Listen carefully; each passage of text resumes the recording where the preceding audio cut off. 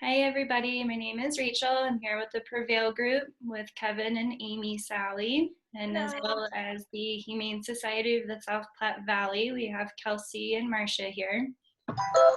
Amy, do you want to Yes, over? sure. Hi, everyone. Thank you for coming and joining us on the Zoom meeting today. We really wanted to talk to Kelsey and Marcia. Marcia is a foster for the Humane Society, and Kelsey is community outreach. And they're our partners, so they're the people that we partner with throughout the year. And we know it's kind of an interesting time right now, so we wanted to figure out a way to help the community and help our dogs, as we are always trying to figure out to do. And so we reached out to Kelsey to see if there's anything that the Humane Society needs. And then we've got a little head right underneath Marcia. Jackson, huh? Everybody, this is Jackson. Marcia, would you like to just show him real quick, because he's just adorable.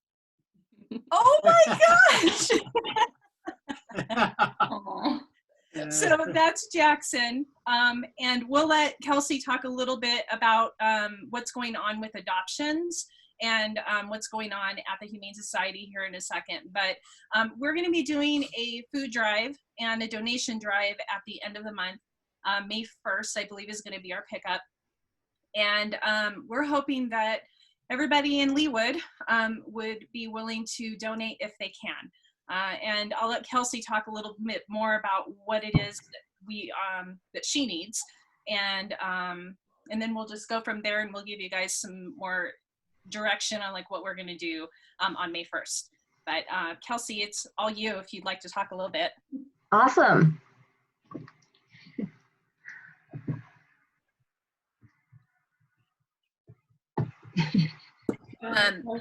Gotta get it. What is it exactly that you need right now at the shelter? Is it on me? Sorry. Yep. Yeah. Oh, it is on me. Sorry, I can't see that. Okay. It's all you. So basically, I'm gonna just start off talking about our adoptions and the kind of our what's going on with our programs and our services right now. So we're temporarily halting most of our services. Besides lost and found, so we're still taking in lost animals, found animals. That's something that we're always serving the community and doing that. But we're temporarily halting adoptions, volunteering, fostering, even our clinic. All of our on-site services have been frozen because we're really just trying to do our part and limit the spread of germs and contact between each other as much as possible. So it's really just our staff taking care of a small amount of animals at the shelter, and we've got a lot of our animals in foster homes. Some of them are ready to be adopted and go to their forever homes, but we're trying as much as possible to keep animals in the same place right now instead of moving animals around. So we're not doing adoptions even with animals that are technically ready, because we're just trying to wait until we have a better understanding of the future and what we need to do as things progress. So definitely keep an eye out. We're not doing adoptions at this time. There might be a shelter in your area that is, so definitely check other local shelters, because if you're looking to adopt an animal, there are plenty of animals who still need homes. And another thing we're doing a lot of is fostering. We don't specifically need any foster homes at this particular moment, but we do get new animals through strays, or sometimes animals get returned to us, different scenarios. So we do need new foster homes. The need arises, it pops up here and there.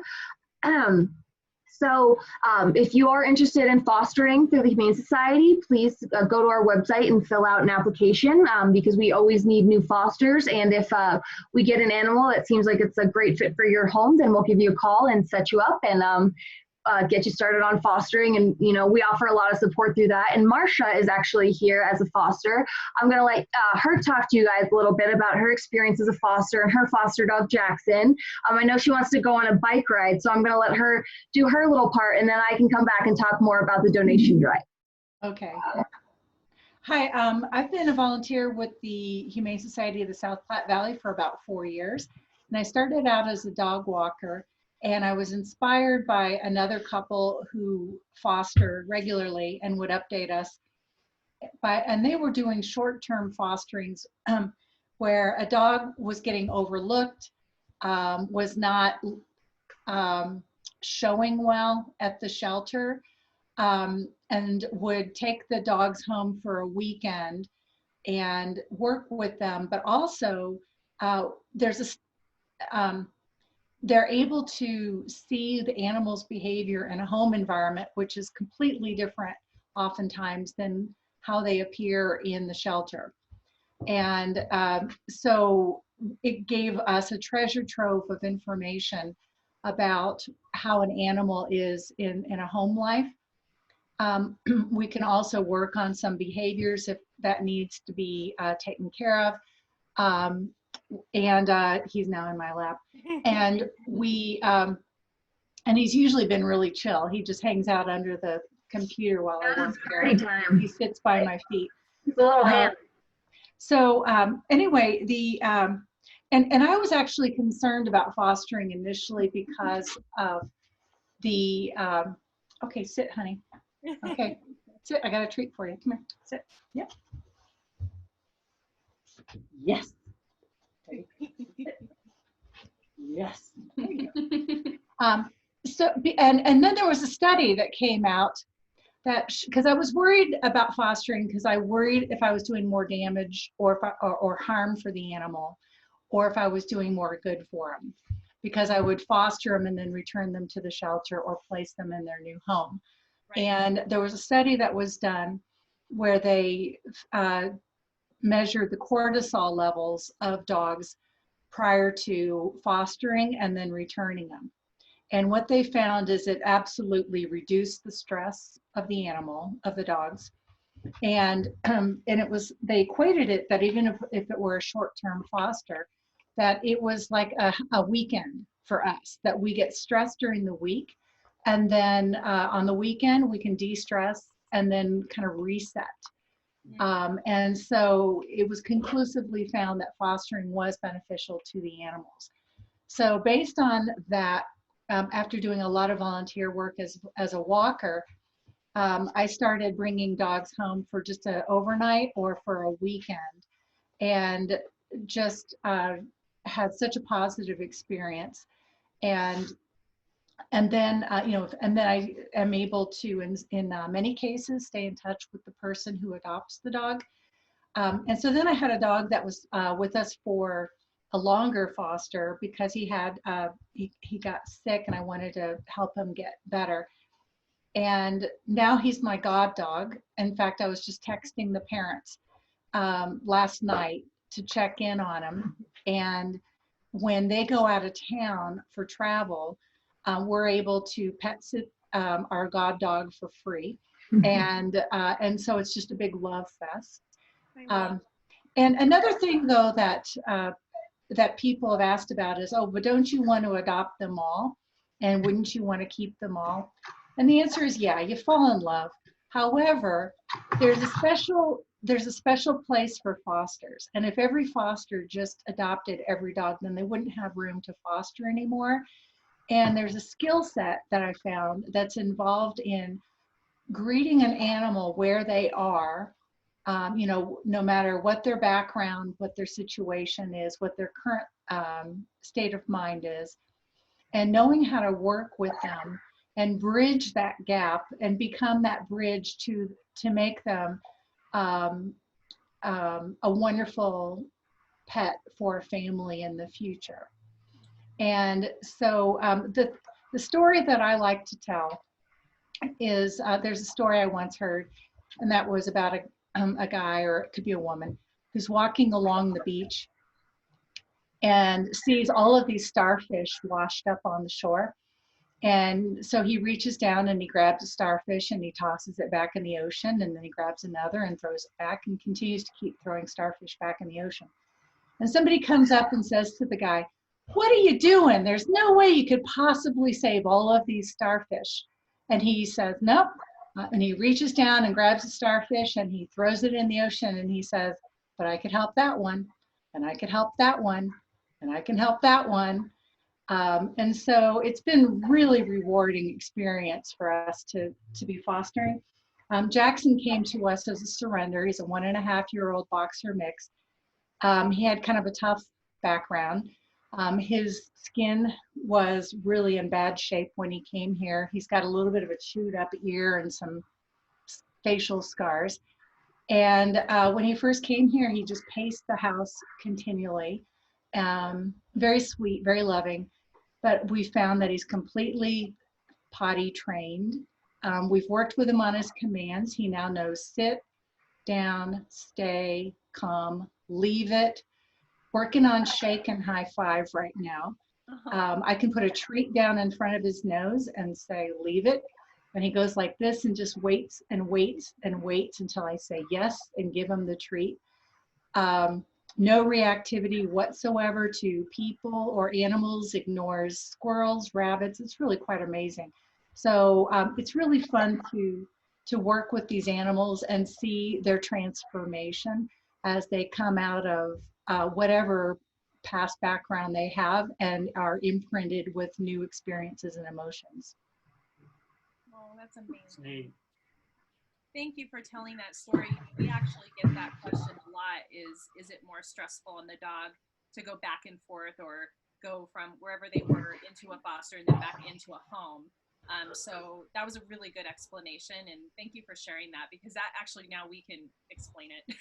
We've never been able to before. Yep. Okay, and was there anything else you wanted?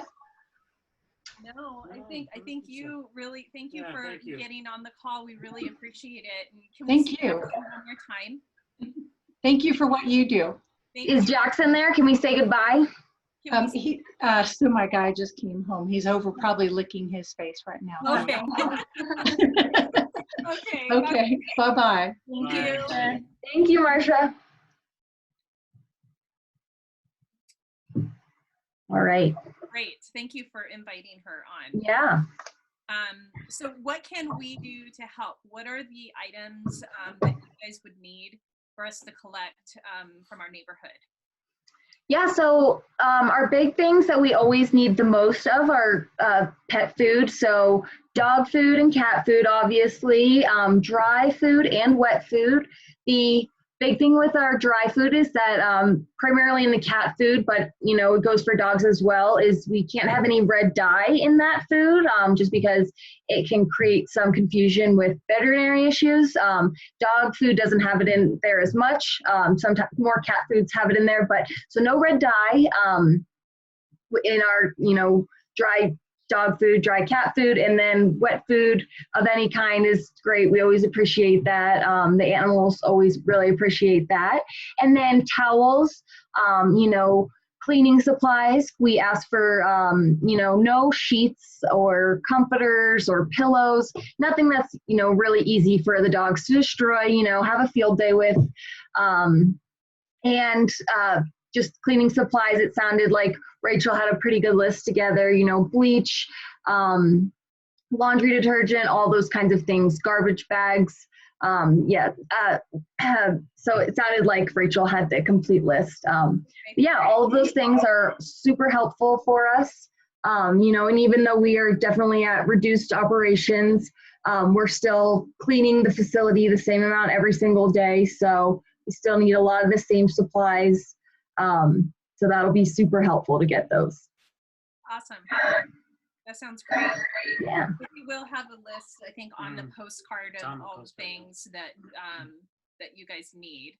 I don't know, is there anything else that we need to talk about, Rachel? I think so. Just if anyone's interested in donating, please let us know. We have a form for you to fill out, so we know where to pick your donation up from.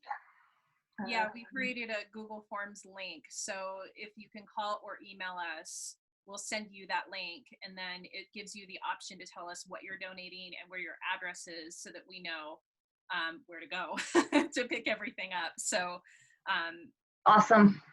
yeah, so I think that's the best way to do it. And we need to have the stuff out by 9 a.m.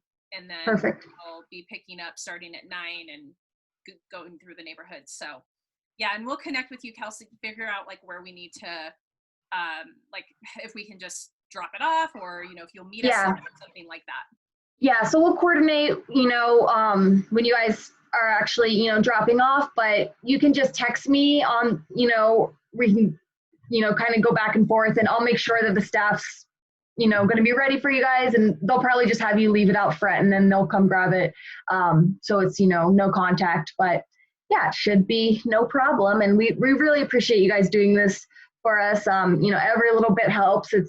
It's kind of difficult, operations are uncertain, and the future is sort of uncertain right now, so every little bit helps, and we are really thankful. Absolutely. We'll do whatever we can to help. You guys are partners with us, and we'll do everything we can.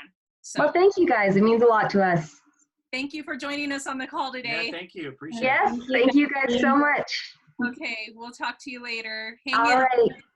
Thanks, you guys too. Okay, See you later. Bye.